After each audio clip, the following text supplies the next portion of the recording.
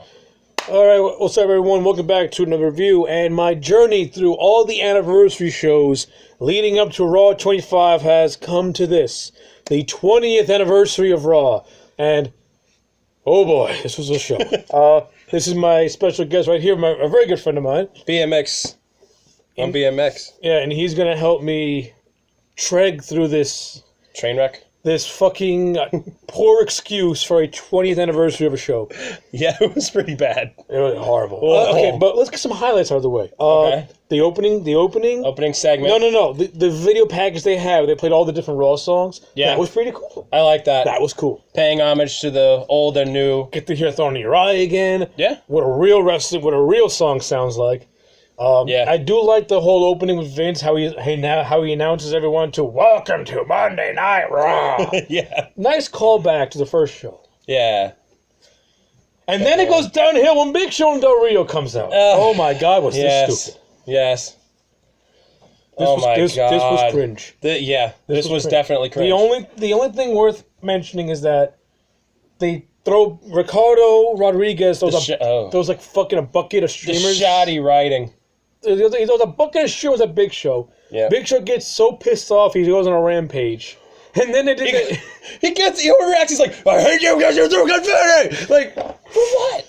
Like, and the excuse they gave for it was so childish. It makes you scratch your head. God. All right, tell them this, because when I first heard this was ludicrous. So the reasoning for why Big Show got upset with the streamers is because the confetti, because it was the colors of the Mexican flag, pretty much. Boom, boom, boom, boom. Who wrote this shit? Seriously. All right. It's like a 5-year-old wrote it. What would be funny? Big Show gets mad because he got confetti thrown in his face. Like, really? And now you know how they always say that the opening segment sets the tone for the rest of the night. Oh boy! It set the tone of. It sounded like Benny Hill. It was like good God. And we get to our first match, which is non-title between Barrett and Randy Orton. Nobody cares. No, I didn't care. Nope. Or Barrett wins, and I don't care. Snooze fest, piss break. Take your pick. You could do that during the match. Yeah, I don't like Randy Orton. Not recommended. At this time, Barrett was completely underutilized as a talent. It was like it's a shame because Barrett's talented. Barrett was talented. Barrett was very talented. Shame they didn't use him enough. 2013, he was just He was the IC champion, but the title meant nothing because the guy kept losing all the time. Yep. He would barely get a win. He was the jobber IC champion. Well, we did get to that amusing segment with the anger management segment. Oh, that was funny. That was amusing. That was hilarious. The anger management segment. I like the irony how the anger management instructor. He's the one that was getting angry. Was losing his mind. The guy that's supposed to calm me down is the one getting angry. I thought that was pretty funny. Yeah, stand down roses. And Kane, I've always liked Kane and Bryan as a combo. They had good they were funny. Yeah, the anger management stuff was funny. It was hilarious. It was one of the very few funny things on this show. Definitely. So yeah, definitely. Then you get a throwaway match between Kane and Sandow. Kane wins. Nobody cares. Kane wins. Yep. Piss break. Whatever. But we did get to the Foley segment. Yes.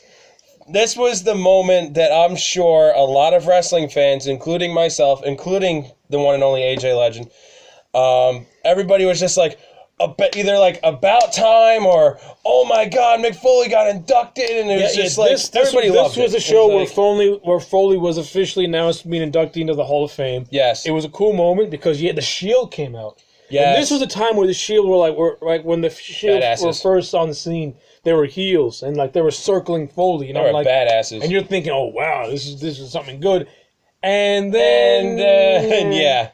You got Ryback comes in. Ryberg. You got Randy Orton comes in. Yeah. You got Sheamus who comes in. It becomes a complete clusterfuck of nonsense, and they pretty much bitch out the Shield. How appropriate that they put Sheamus in, because that segment was put to shame. It was shameful. They bitched out the Shield. They bitched out the Shield. They did. This segment should have had the Shield fucking destroy everyone. Yeah. And they bitched them out. Yep. Stupid. Yeah. That disappointment. We get some Divas match, but nobody cares because both these bums are no longer on the roster. This is the apparently career match. No, I'm kidding. No, this is like pretty much two divas who are not even in the company anymore. It's Caitlyn and Eve Torres for the title, and nobody cares because Caitlyn sucked and Eve Torres was useless. And now they're both not in the company, so thank you WWE for that. We got where do Brodus Clay versus CM Punk in a fucking squash that nobody cares about. I like the promo that CM Punk cut though. That saying like pretty much calling out, and you pointed this out to me, but calling this out, pretty much saying Brodus Clay is this like huge monster. The potential. Yeah, so pretty much the premise of this match, as he was saying, the whole premise of this match was CM Punk was degrading WWE for taking a guy like Brodus Clay, who is 400-pound fucking monster, and pretty much turning him to a dancing goofball. Right. Brodus Clay gets all upset because he's like, I was born to be a dancer. So pretty much the guy who was being praised, who was being called out for being underutilized by CM Punk, is which glad essentially to be, what he was doing. Is glad to be a dancing goofball that is going to be a jobber for the rest of his life. What are you going to do? Only in WWE. The writing in this show is fucking phenomenal. This is amazing, captivating writing right If there was an Oscar for wrestling, this would get it. Oh God, this is Emmy Award winning stuff. Oh right? yeah. The writing of Raw on tonight's Raw was terrible. Fucking God, was a masterpiece of fucking nonsense. Yeah. What we got next? Oh my God. All right, so we got Brodus Clay and CM Punk. This is no. The Rock gets castrated by Vicky Guerrero. Yes, The Rock. Okay, and we literally pointed out the moment like where this was happening. So pretty much, okay. So this segment begins. Rock and Sock are like doing the promos. It was good stuff. Reliving the nostalgia, which is awesome too. Vicky comes in, she bitches out both of them, and Rock does nothing. Yep. He literally and does Rock nothing. is just like Rock's just standing there, and he's like this. He's like, I got nothing.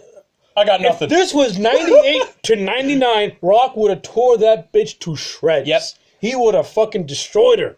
Mm-hmm. Instead, he just takes it like a bitch. Yeah, instead, what do we get? I got nothing to say. I got nothing to say. I don't know what to do, Vicky. Oh, it's even better that they cut the entire segment out. Oh, and they cut the roast out. We saw this on the network, and they cut it out. Yeah, and of course, you can find, if you're really curious about finding it, you can find it on YouTube. If you just look for it. Side note, but he didn't say anything funny at all. No. He just called her fat, and that was it. Yeah, good thing. Yeah. Cut it out. Anyway. Yeah, The Rock, the guy with the quick zingers and one-liners, called you fat. Called you fat for about 3 minutes. PG, I guess. Gotta love PG era wrestling. Oh yeah, we get Sheamus versus 3MB. Oh yeah, some fucking no one gives a fuck match. Yeah, another piss break match. Oh God, the Miz TV cringe. Oh yeah, the Miz TV. Miz fucking garbage as a babyface. Yep. He panders too much. He is the definition of a pandering babyface. Way too much. He's sucking Ric Flair's dick all over the ring. You get fucking Cesaro coming out here putting Ric Flair down. Yeah. And then Miz is like comes back with one of the worst insults. He's just like Cesaro's coming out and he's like, oh blah blah blah, you were one time like the greatest wrestler, blah blah blah. Oh, I got it says something about like ex-wives. He has like 4 ex-wives, like whatever. It was that was amusing. Yeah. But the rest of the segment was just fucking garbage. It was unwatchable. It was like something about he was like, "Oh, you're remembered for having a great bar tab." As a heel, like, I'm gonna pay off his bar tab. As a heel, Miz is great. As a face, he's fucking garbage. Right, next. He is trash.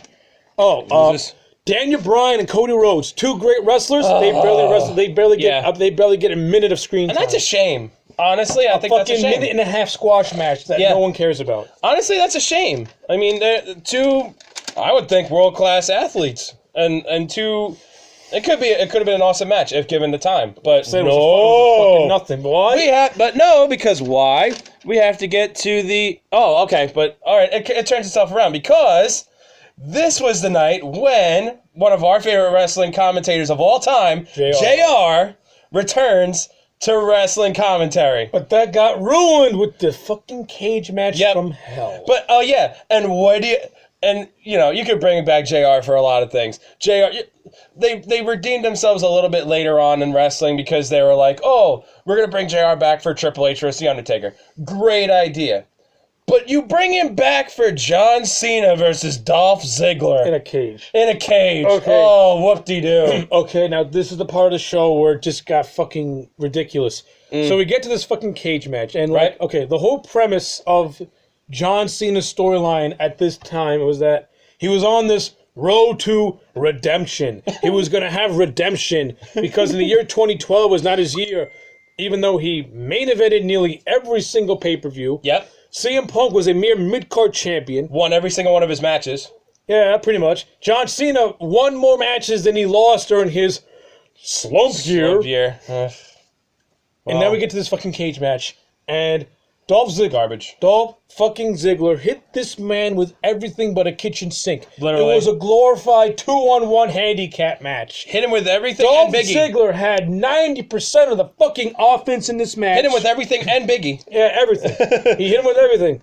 A fucking super kick, a fucking top rope, a top Rope DDT. a super DDT, a sleeper hold, a zigzag. Sleeper hold, zigzag, yep. He fucking Biggie threw a fucking cage door in his head, and the Slammed the motherfucker door. still wins. Yeah. And I'm agreeing with you. And you pointed this out to me as well. Cena gets hit with everything. How is it that he's still moving at 80%? One move. One move. He's still one move. No, John Cena got hit with everything. A normal person, or someone that's not Cena, would be moving at 20% speed. No, this is the thing.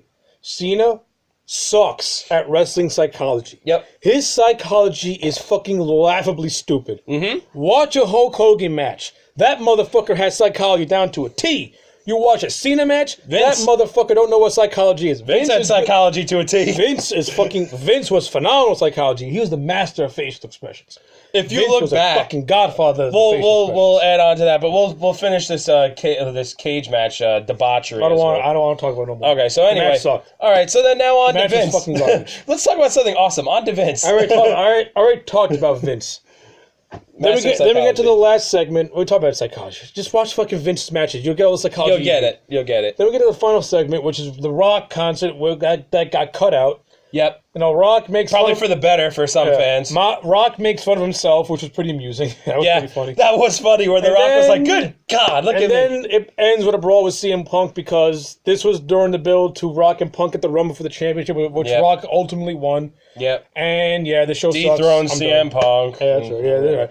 Overall, the 20th anniversary of Raw was no different than any other show of Raw. Right. No returns at all. Mm-hmm. No returns. No. A 20-year anniversary show, and it felt like a generic Raw. Yeah, it just felt fucking despicable. Yeah, that was disgraceful. Despicable. Yeah. You watched the 15th year anniversary of Raw. You had returns. Yeah. This show was sadistically fucking garbage. Yeah. Sadistic garbage. Yep. Anyway, I'm done talking about this fucking show. This show is garbage. Yeah. And no wonder why I only saw it once when it first came out. It was fucking trash. It was terrible. And it's still trash. Yep. Anyway, my name's AJ Legend. And I'm BMX. Like, comment, and subscribe to this video. Also, subscribe to my other channel, which I'll provide for in the link down below. Thank you very much. See you next time. Peace.